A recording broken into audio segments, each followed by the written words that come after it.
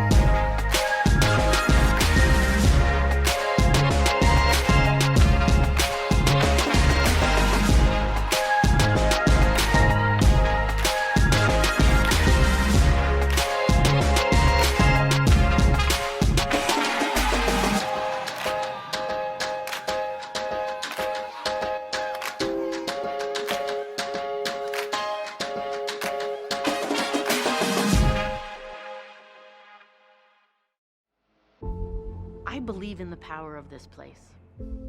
The National Center for Civil and Human Rights is, of course, a building and a place, but it's also a feeling, a community.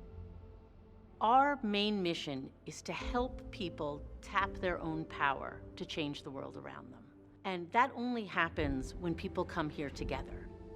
I've brought hundreds of students through the center, and the experiences they get at this building are going to impact not only their learning and understanding, but ultimately the role they play in this world.